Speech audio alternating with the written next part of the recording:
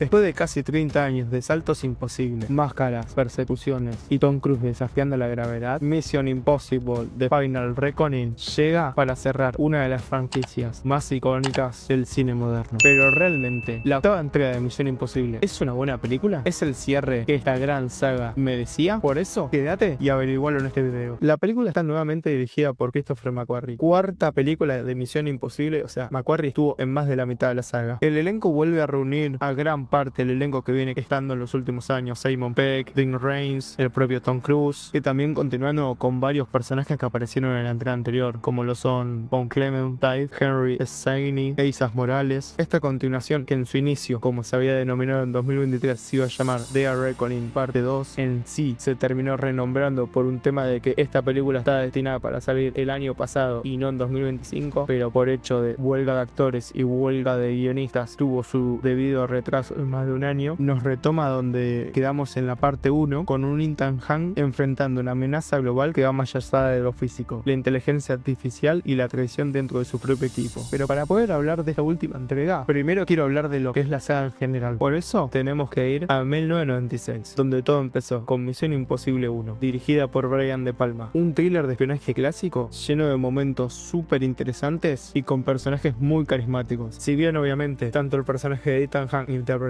por Tom Cruise, como Luther, interpretado por Dean Rains, también tenemos a Jean Reno, John Boyd y muchos más personajes. Siento que la primera fue un gran inicio, probablemente para muchos sea la mejor Misión Imposible, y a la vez logra ser una película muy interesante, porque sin dudas que De Palma pudo implementar su estilo. Creo que es como la película más diferente de toda la saga, por más que hasta la cuarta película la saga no tuvo como un estilo marcado, pero fue muy buena. Misión Imposible 2, que salió en el 2000, dirigida por John Woo, sin dudas que es la peor Misión Imposible. Arranquemos de esa base. Siento que Woo no sabe escribir guiones, siento que es su punto más débil como director, pero es un genio en las películas de acción. Misión Imposible 2, con sus pero y sus cosas positivas, es sin duda una película interesantísima de acción, que por desgracia tiene que tener una historia. Creo que es su punto más débil, tiene el peor villano, tiene el peor interés romántico, pero realmente en la 1 no había un interés romántico como tal, acá es casi como metido medio de prepo, pero que sin dudas tiene para mí una de las mejores escenas de toda la saga, que es la escena de Tom Cruise en motocicleta, que es increíble. Después, en 2006 salía Misión Imposible 3, dirigida por J.J. Abrams, que era realmente su debut en la dirección de largometrajes, porque hasta ahora había hecho solo series. Recordemos que Abrams es muy conocido por la serie Lost, y acá para mí tiene puntos muy importantes la película. Primero, Philip Seymour Hoffman como villano, probablemente para muchos el mejor villano, para mí uno de los grandes, y se nota mucho que ya empiezan a marcar pasos en la saga, porque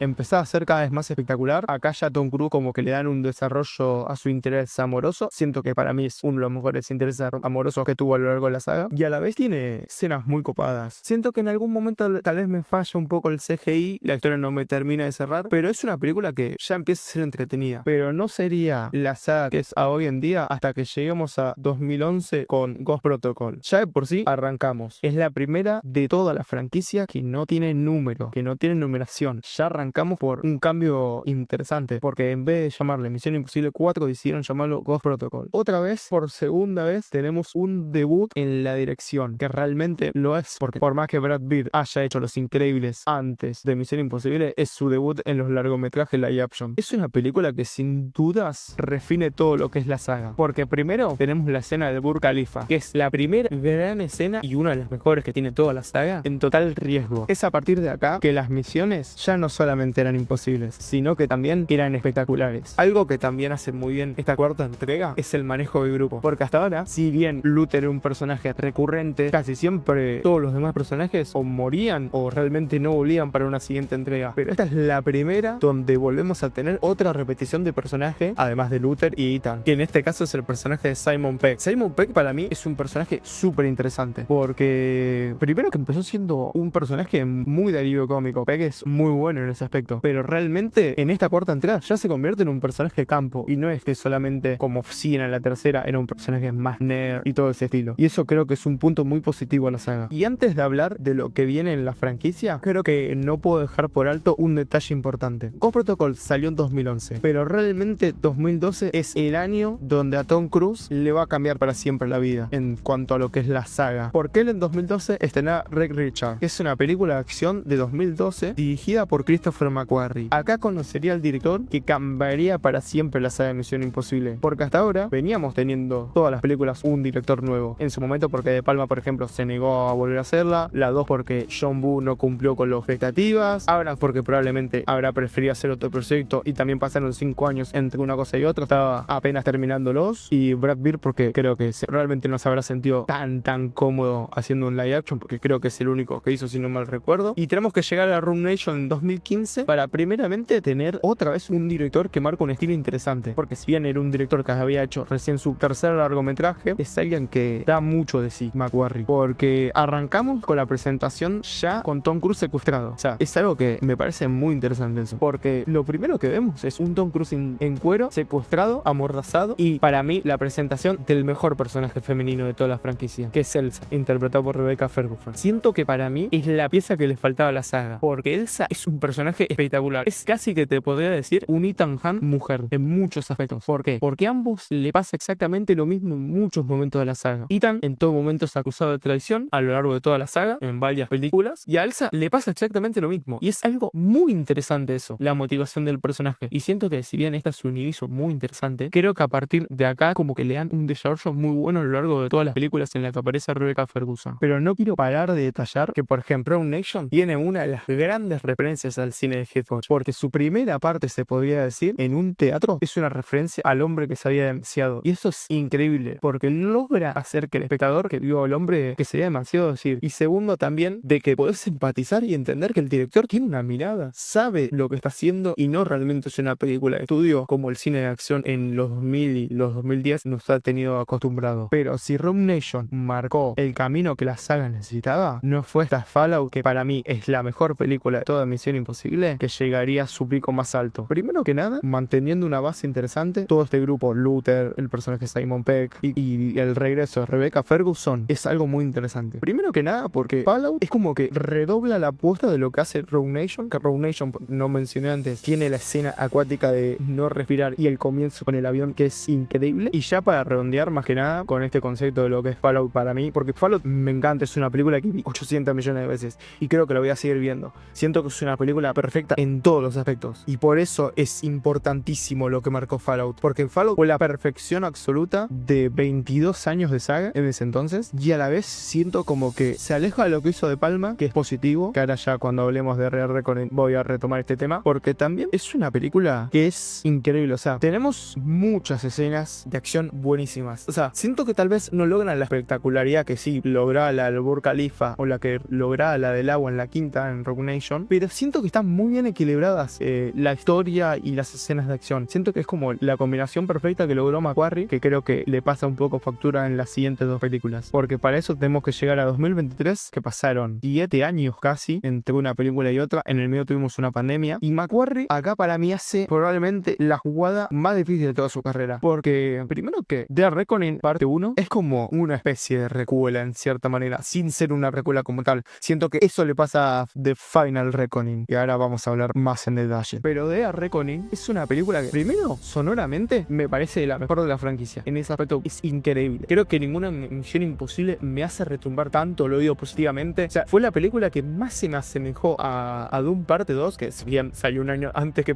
la parte 2 de Doom, siento que es lo más cercano a que escucho en la década a esta. Y eso es muy positivo, porque no es un compositor de la talla de Hans Zimmer, el de Misión Imposible 7. Sí es muy bueno, pero ni remotamente cerca a lo que es Hans Zimmer, que Hans Zimmer es uno de los mejores, por no decir el mejor. Y yo tengo varios problemas con The Reckoning parte 1. Por más que a mí me parece cercanamente una obra maestra, me parece probablemente la segunda mejor película de la saga. Y yo entiendo los motivos de que mucha gente puede ser que no le guste o que le parezca una de las más flojas. Pero realmente siento que es una película que, primero que nada, su última hora es espectacular, dignamente de lo mejor de la saga. Ni hablemos del salto en motocicleta, que creo que es el punto culmin de toda la franquicia. Pero a mí me gusta muchísimo, porque primero que toda la última hora es una referencia constante a The General de 1926 de Buster Keaton. Ya arrancamos con algo que poca gente se habrá dado cuenta en el cine. Yo increíblemente me di cuenta la primera porque la vi muy parecida. Se enlaza muy bien las dos. Obviamente The General es totalmente lo opuesto a esto, porque es una comedia de los años 20 muda. O sea, claramente no hay punto de comparación entre una y otra. Pero siento que hay cosas que toman de decisiones en la primera hora que no me terminan de cerrar, porque se vuelve muy explicativa la película. Siento como que es como que resalta mucho. Me parece muy interesante aparte todo este trasfondo de por qué Ethan tomó la decisión y que el tema de entrar en el MI6 haya tenido como un nombre como tal y que tipo todos tenían como un motivo puntual, o ya sea porque lo habían matado a alguien o algo de ese estilo y por eso toman la famosa decisión. Siento que el villano está muy bien, me gusta mucho. Ya vamos a hablar ahora más en detalle de lo que me parece bien en la octava entrega, pero acá siento que está muy bien. Me gusta este juego de que desaparece y aparece en todo momento, es algo muy inesperado, casi como si fuera un fantasma en muchas partes. El personaje de Grace siento que es una introducción muy interesante, siento que se acopló muy bien y muy rápidamente a la película, cosa que es muy positivo. A ver, yo la tengo bastante bien vista ella por Marvel, siento que destaca mucho acá en esta película, no así en la segunda. Y entonces llegamos a lo que es The Final Reckoning. Siento que es una película que tiene muchos elementos de recuela, todo este concepto que en cierta manera plantea Screen a partir de su quinta entrega, como que franquicias como que hacen medio un reboot y reinicio a la vez dentro de la propia franquicia sin hacer una remake como tal. Siento que está plagada de flashback, siento que abusan el tema del flashback. Hay flashbacks que se repiten creo que hasta 2 o 3 veces. Siento que es muy interesante cómo plantea la película, en este caso el personaje de Ethan. No me gusta o no me termina de convencer el tema de que en las últimas 3 películas era un grupo y acá es como que siento como que los separan demasiado. O sea, la última hora Ethan está separado del grupo literalmente, que siempre pasa en las misiones imposibles que Ethan como que termina la película en solitario, pero es como que me resulta muy extraño que los separaron tanto tiempo del grupo. Siento que no hubo tanto feeling de grupo como si en los anteriores, pero para mí hay 2 cosas que no me terminan de gustar de la película y por eso que me parece un buen cierre. Arrancamos por ahí. Es una muy buena película, muy disfrutable. Yo la vi 2 veces seguidas el mismo día, o sea, me encanta la película, siento que la voy a volver a ver una y otra vez, por más que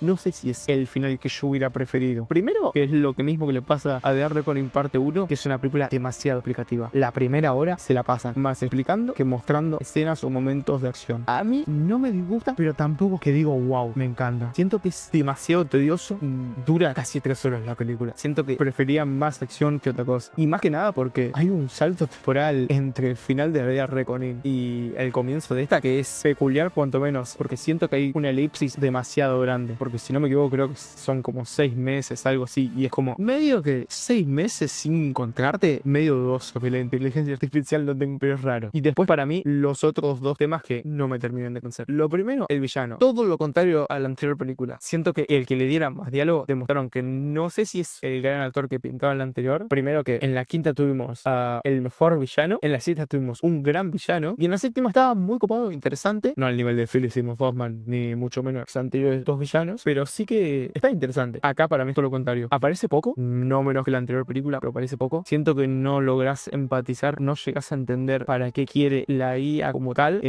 Siento que incluso que es bastante inútil. Era preferible que vuelva cualquier otro villano o inclusive matarlo y que realmente haya como un jefe mucho más alto que él, pero actualmente no me convence Morales como villano. Siento que Gabriel es un personaje bastante chato en esta película, siento que no le dieron el desarrollo que merecía y lo mismo que pasa con el personaje de Grace. Siento que es un personaje que se quedó muy estancado en esta película, porque el anterior tuvo muchísimo desarrollo, se acopló muy bien el grupo y acá como queda muy ahí, mirá, me notó que está sacando el comienzo que está muy copado la reubicación de Grace en la saga. Después siento que no tiene ningún momento como si tuvo en la anterior película. Y por último, para mí la escena acuática es una locura, porque primero que te tienen todo momento en tensión y creo que es lo más cercano a lograr lo que logró la escena del agua de la quinta y la del Burj Khalifa de la cuarta. Siento que está muy bien logrado. Lo mismo con la escena de avión, que me parece lo mejor de la película. Podría estar 20 horas viéndolo en bucle, la escena final de los aviones, porque realmente es muy buena. Y para cerrar, no me parece la mejor de la saga. Siento que sí cumple como final de la saga. Creo que está bien, es una buena película, es muy disfrutable. Recomiendo, por favor, veanla en cines. Es una película que le va a costar mucho sacar rédito porque costó $400 millones. Que, a ver, ya de por sí, solo tener el nombre de Tom Cruise, estás asegurado de que 600 recaudás seguro. Es muy difícil de que Tom Cruise nos saque 600 donde que ella hoy por hoy. Además, es un tipo que en cierta manera, hoy por hoy, todos le debemos que el cine esté vivo más que nunca. Porque si no fuera por Maverick, probablemente hubiera cambiado mucho cómo funcionarían las salas hoy en día. The Final Reckoning entiende que después de casi 30 años, lo importante no es solo la acción, sino darle un cierre humano a una franquicia que nos acompañó media vida.